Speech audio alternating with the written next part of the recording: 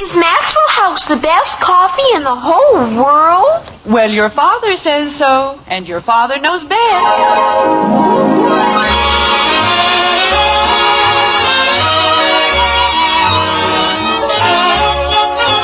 Yes, it's Father Knows Best, transcribed in Hollywood, starring Robert Young as father. A half-hour visit with your neighbors, the Andersons, brought to you by Maxwell House, the coffee that's bought and enjoyed by more people than any other brand of coffee at any price. Maxwell House, always good to the last drop.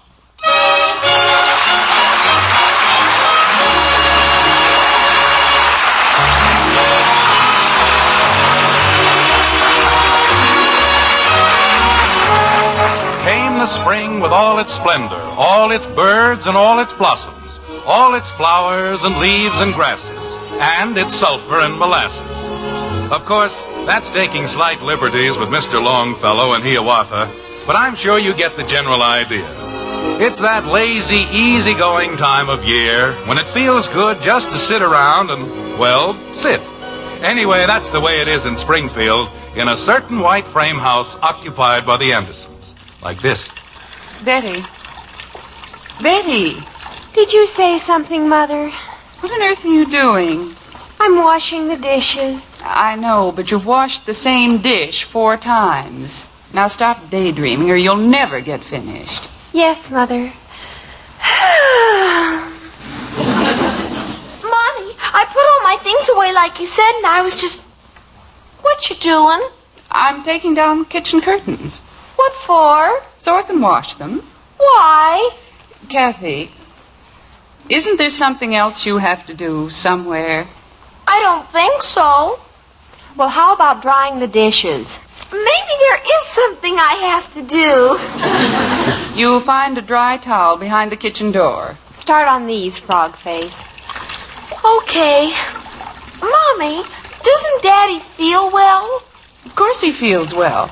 Then why is he sitting in the den? Who, dear? Daddy. He isn't, Angel. He and Bud are out in the backyard. In the den. Uh-huh. He and Bud. They're just sitting there. Well, we'll see about that. I'll be back in a minute, girls. Okay. Creepers, what a little snitcher you turned out to be. I'm not a little snitcher. All I did was ask for I don't know Daddy. what's That's gotten into all right. those two. If I don't keep after them every second. Jim. Jim. You want me, honey? So, you are in the den. I thought you and Bud were going out to beat the rugs. We were just resting for a minute, that's all. Hi, Mom. Jim Anderson, before you rest, you're supposed to do something. Well, we did. Didn't we, Bud? What? Didn't we? Didn't we what? Do something. Oh, sure. We carried the living room rug out, and it's all ready to be beaten. It's heavy, too. Jim, 1 full hour ago, I asked you and Bud... Honey, you can't rush these things. You've got to be careful about them. After all, we've got good rugs, and we want to keep them that way. Don't we? It doesn't take an hour to carry 1 rug outside. Well, we were doing some research. Tell her about the magazine, Dad. Bud, will you please let me handle this my way? I told you. Well, I thought maybe you forgot. I didn't forget. But I expressly told you in the very beginning. What magazine? It isn't important, Margaret. Bud and I were merely looking through some old magazines, and, well, it isn't important. You said it'd get us out of beating the rugs. Bud. Jim, if you mean that idiotic article on the care of carpets... Honey, it is not an idiotic article. It was written by an expert. And he said you should never beat a rug. That's what he said. He said, since when does a man know anything about cleaning anything? But, Margaret, this man's in the rug business. And he says... My grandmother Williams knew more about cleaning a house in 2 minutes than he knows in 10 years. And she always beat her rugs. The man says that beating a rug does more harm than good. It breaks all the, well, whatever it's gotten back. Doesn't it, Bud? Doesn't it? You bet, Dan. I bet what? You bet. Jim, my grandmother Williams... Your grandmother Williams didn't have a vacuum cleaner. Of course not. They hadn't even been invented. But if they had been invented... She still wouldn't have used one. Why not? Because they didn't have any electricity. Bud. Yes, Dad? Give me a hand with the rug. But you said... Never mind what I said. It'll be easier to beat the rugs. Mother! I'm in the den, Betty. Come on, Bud. Roll it up and we'll carry it out. Holy cow. Mother, I just thought of the most horrible thing. What if it's too cold for my yellow formal? Dear, it's no problem at all. You can always wear the blue one. Again? But, Mother... Lift your feet, will you, Betty? You're standing on the rug. Mother, how can I possibly wear that old thing? They'll think it's the only winter formal I have. Well, it is, isn't it? That's what makes it so awful. Bud, hurry up with that rug before something else happens. Want to help me lift the desk? Just a second. Let's try explaining it once more. Margret. Jim, if you and Bud are too lazy to beat a few small rugs... Small? Bud, please, let me handle it. But she said small. Margret, it is not a question of laziness. Bud and I are perfectly willing and anxious to do our share of the work around here. Heh. What was that? I didn't say anything, Father. She said, Look, Betty, if you're unhappy with the way this household is being operated... Jim, are you or are you not going to beat the rugs? I'm trying to explain to you. The man said... Daddy! All right, Bud, grab the other side of the desk. But aren't you going to tell Mom what the man said? In this house, who can remember what anyone said? Grab the desk. Holy cow. Daddy, a man just came to the back door. Do you know what he was selling? I don't care what he was selling. Are you ready, Bud? Okay. Lift. Boy, that's heavy. Daddy, a man just came to the back door. And do you Kathy, know I've what... already told you I don't care what he was selling. Get off the rug, will you, Squirt? I have to roll it up. Jim, it won't hurt for her to tell you. Margaret, if you want us to beat the rugs... All right, Kathy. What was he selling? Swimming pools. Fine, we'll take 5 or 6 dozen. What? Oh, Daddy, we need a swimming pool. Can't we please get one? Honey, feel her head and see if she's all right. Kathy, are you sure? Lots of people have swimming pools, and I don't see why we can't have one. Mother, if I have to wear the blue formal again, can't I please take the shoulders off? Betty, the phone is ringing. I know, but all the other girls are wearing them without shoulders, and that's the least you can let me do. Betty, your mother asked you to answer the phone, and anything else can wait until... Pardon me, Dad, you're on the rug. Leave the rug alone for a minute. But you said to roll it up. I said to... Betty, the phone! It only has 2 little straps anyway, and if I cut them off, it'll look altogether different. I don't know. And it's red. What is? The swimming pool. Margaret, I think I'll go upstairs and lie down. You just got up. Men going around selling red swimming pools. All right, Bud, let's get the rug outside. I just thought of something. What if it rains? It isn't going to rain. You can't be too sure, Margaret. Why don't we wait a few hours and see? Jim? Grab the rug, Bud. I just thought of something else. What if... Bud? You want me to take this end, Dad? Either one, they're both the same. Father, did you see an envelope with a lot of writing on the back? But if you're going to take that in, you've got to turn around the other way. What for? So you can see where you're going. Or aren't you interested? Oh, I never thought of that. Did you? Did I what? See an envelope with a lot of writing on it. Betty, can't you see I'm busy? Your mother insists on having the rugs beaten and... All right, Bud, pick it up. Now? Yes, now. Okay. Who is that on the phone, Betty? Oh, I forgot. Father, Mr. Phillips wants to talk to you. Well, that's nice. Just any time you get around to it. Oh, I'm sorry, Father. I happened to think of Janie because that's who I thought it'd be. And she needs the information I wrote on the back of the envelope. And then I remembered I'd forgotten where it was. That's all, huh? I think so. Oh, there was one other thing. Mr. Phillips said to tell you he was in a hurry. Thank you, Miss Amnesia of 1951. I couldn't help it, Mother. I started to think about the letter. Bye, that's the front door. I can't go, Dad. I'm holding the rug. I'll answer it, Daddy. He's holding the rug. Now, there's a great excuse for you. Hello, George. Oh, I'm sorry it took so long, but Betty... This afternoon? No, I don't think so, George. I know, but... George, I don't feel like playing golf. I just want to sit around and take it easy. Daddy. Hold it a second, George. Kathy, can't you see I'm on the phone? Daddy, there's another man at the door, and he says... We don't want any. But he says it'll only take a minute. Kathy, tell him we don't want any, and tell him to go away. No matter what it is? No matter what it is. Even if it's a swimming pool? Especially if it's a swimming pool. Gee whiz, I never get anything. You'll get plenty if you don't stop that complaining. Gee whiz. I'm sorry, George, but...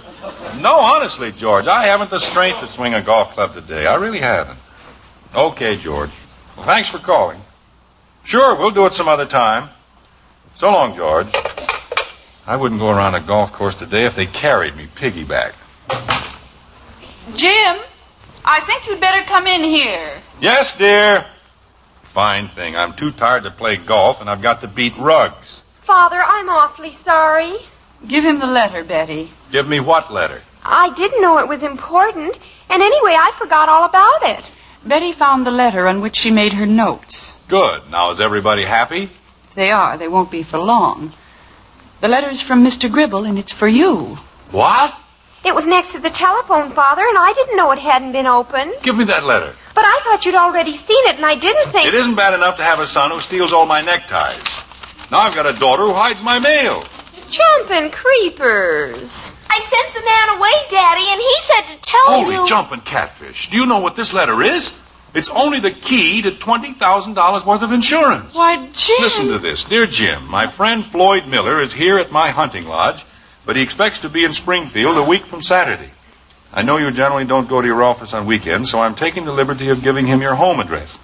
He wants you to help him set up an insurance schedule, and I feel that an additional $20,000 policy...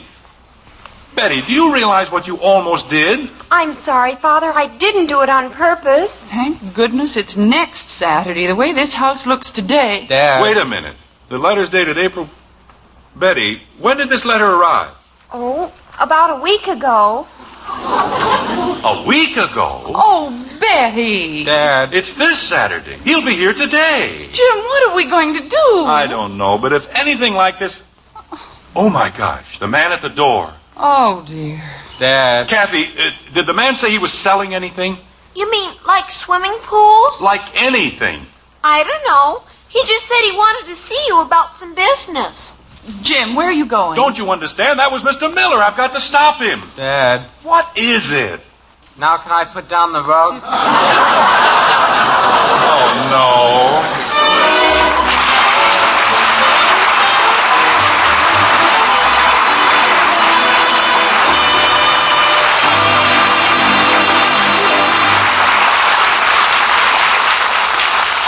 Poor father. What wouldn't he give to have things work out right just this once? Oh, well, ladies, there are lots of things, after all, about which the head of the house is right every time. For example, the best judge of truly fine coffee is your husband, the world's greatest coffee expert. Now, people often call us experts, too, because more families buy our Maxwell House coffee than any other brand. But when you brew coffee for your husband, he's the only expert you want to please. And tomorrow, if you'll serve him a cup of wonderfully good Maxwell House, we promise you he'll practically purr with pleasure and say, "Boy, that's grand coffee." We're so certain he'll say that, we'll return your money if he doesn't. Yes, that world-famous good to the last drop flavor is sure to please him. And it's a flavor you enjoy only with Maxwell House. You see, Maxwell House has the one and only recipe for it. That recipe demands certain extra flavor coffees, blended and roasted to perfection. No coffee tastes like Maxwell House because no coffee is made like Maxwell House. Tomorrow, then, pour a cup of fragrant Maxwell House for your husband. If he doesn't say, best coffee ever, just send us the can and unused portion, and we'll gladly refund every penny you paid. Our address is right on every familiar blue tin. Yes, let your coffee expert decide. Serve that man of yours coffee with the most in flavor. Maxwell House coffee. Always good to the last drop.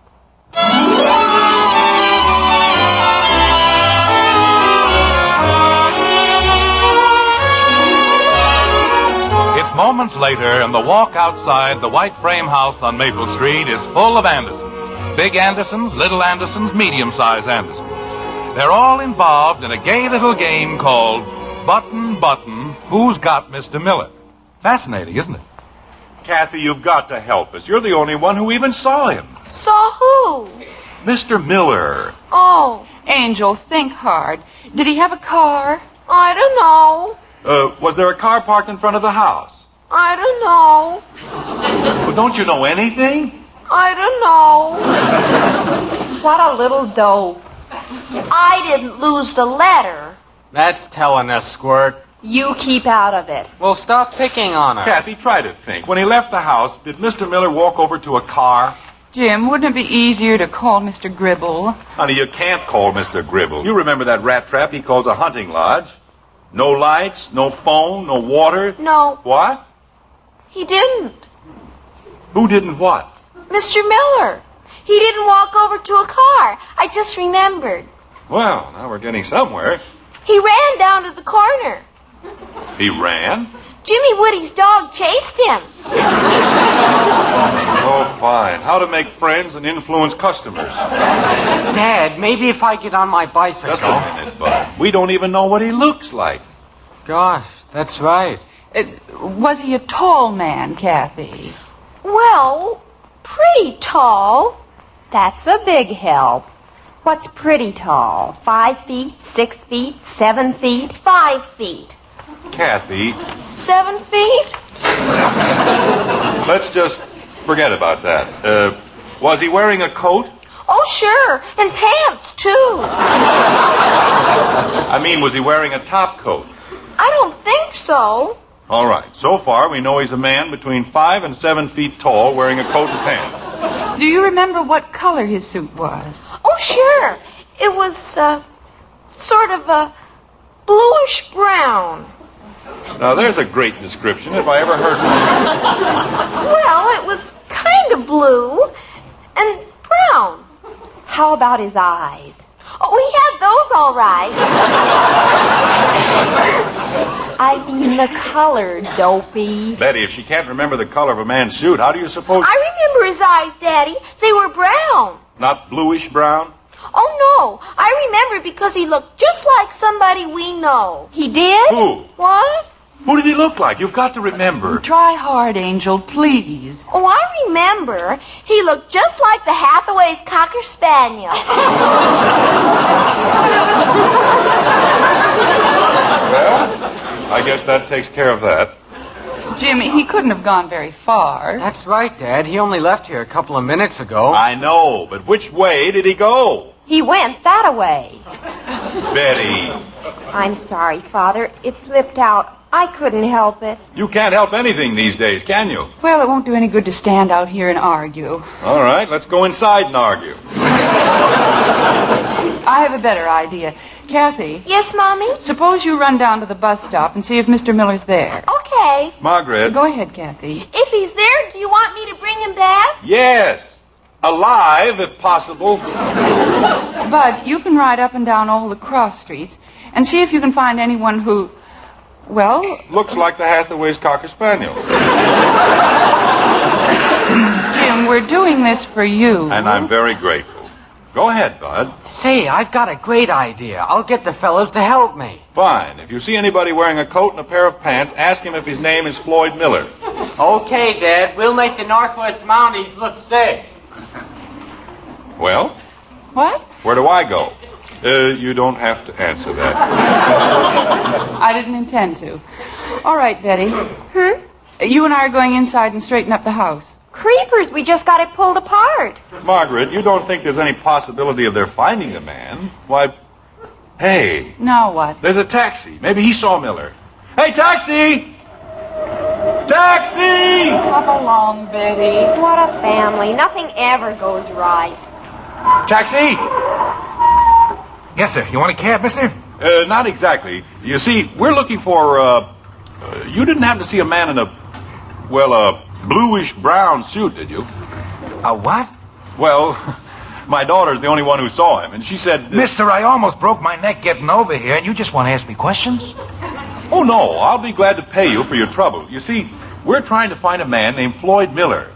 He came to the house, but we didn't know who he was, and I told my daughter... You, don't want a cab, huh? No.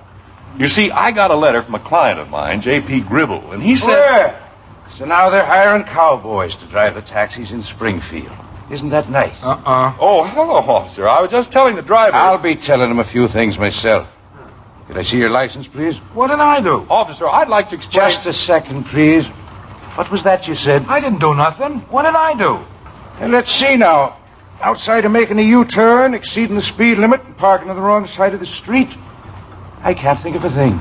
Well, sure. Officer, if you'll just let me explain... Dad, will you hear what I did? I got 8 guys. But I was talking to the officer. But I have to tell you, I broke the whole neighborhood up into districts. What an organization. And I told them to stop everybody who looks like a Cocker Spaniel. Like a what? Officer, you see, we're trying to find a man... I'll see you later, Dad. I gotta keep going. Officer, you've heard of J.P. Gribble? Now, wait a minute. What was that about a Cocker Spaniel? Well, that's what he looks like. Who? Floyd Miller. You see, he came to the house, and my daughter thought he was selling swimming pools. Oh, she did. Tell him about the bluish-brown suit. You keep out of this. Well, that's what the guy said. Get out of here before I run you in. Yes, sir. Oh, hey, wait a minute. That's not what he meant. Now, look what you've done. I'm awfully sorry, but all I did was... Father, come in here. We found him. You did? Mother talked to Mrs. Gribble on the phone. Officer, I've got to go inside. You're staying right here. But why? What did I do? Nothing. Nobody ever does anything in my beat. I'll be right in, Betty. Well, hurry. All I ever do, walk up and down.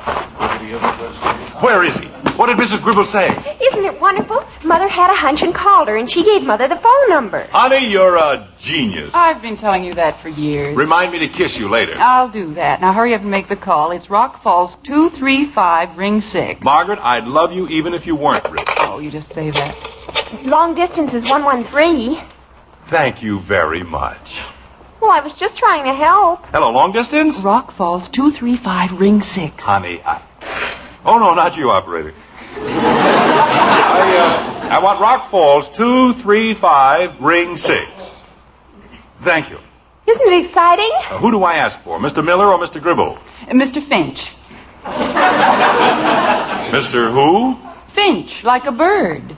Who is Mr. Finch? He's a farmer who lives a mile away from the Gribble's lodge. And whenever he goes by, he delivers messages.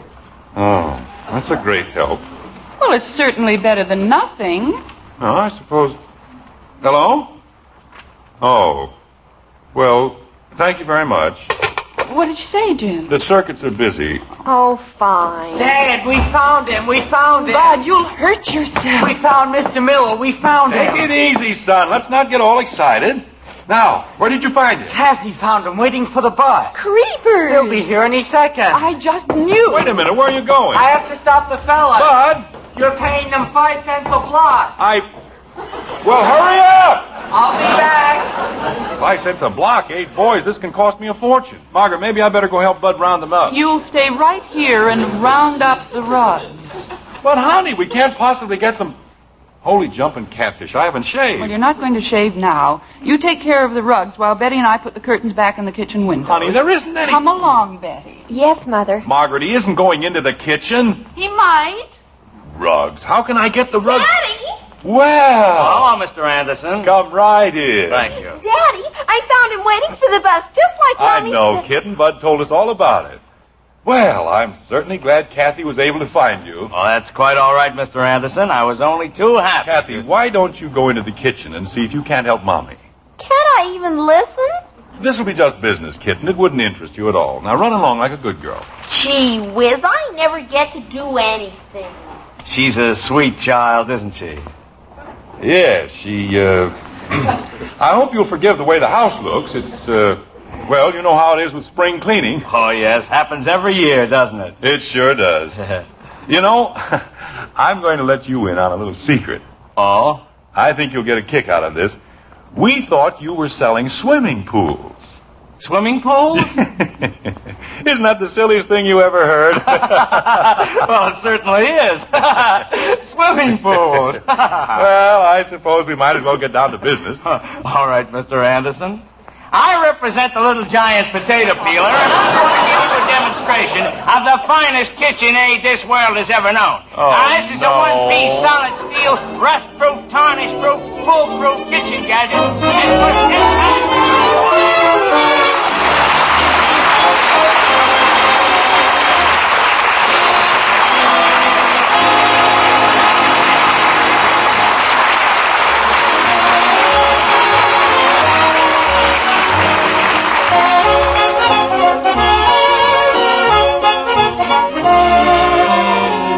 When you buy coffee for your family this weekend, you'll be looking for the best value.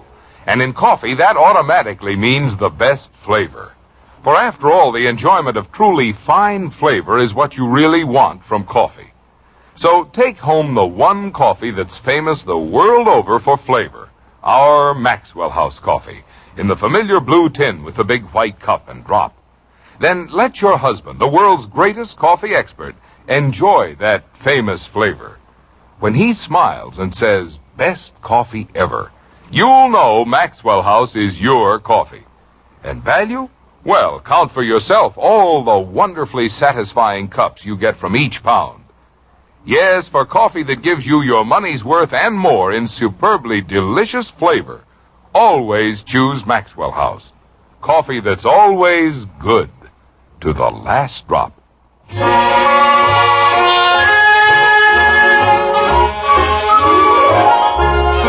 It's later now in the hectic day, and the Anderson household is a buzz of springtime activity. Bud is busy beating rugs. Kathy is busy waxing tables. Margaret and Betty are busy with the curtains and drapes. And Jim, well, he's busy with the phone. Like this. Operator, we canceled the call to Rock Falls. I know, but... Oh, they're calling us. I beg your pardon. Yes, I'm ready. Thank you. Hello? Hello, JP. How are you? Well, that's fine. Oh, sure, I got your letter. No, there wasn't any, He what? Oh. Well, sure, I understand. Okay, JP. Oh, not at all. I'll see you next week. Thank you, JP. Goodbye. Who was it, dear? It was Gribble. It was? What on earth did he want? Oh, he just wanted to tell me about Floyd Miller, that's all. What about Mr. Miller? Well, it seems that he's going to stay at the lodge for another week. There isn't anything wrong, is there? Oh, no, he just sprained his back beating Gribble's rugs.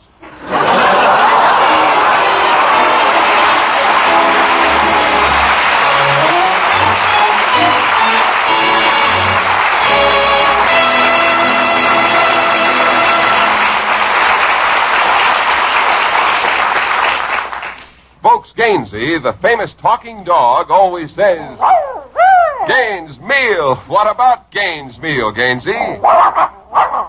Nourishes every inch of a dog. It sure does. Kennel and laboratory tests prove Gaines Meal supplies balanced nourishment your dog needs for good health. Yet Gaines costs less to feed than any other type of dog food. So, folks, get Gaines Meal. America's largest selling dog food. Join us us again next week when we'll be back with Father Knows Best, starring Robert Young as Jim Anderson, with Roy Bargy and the Maxwell House Orchestra. In our cast were Ted Donaldson as Bud, June Whitley, Rhoda Williams, Norma Jean Nilsson, Jack Moyles, Jerry Hausner, and yours truly, Bill Foreman. So until next Thursday, good night and good luck from the makers of Maxwell House, America's favorite brand of coffee. Always good to the last drop. Father Knows Best was transcribed in Hollywood and written by Ed James. Now stay tuned in for Dragnet, which follows immediately over most of these stations. Dragnet is the story of your police force in action. Hear it on NBC.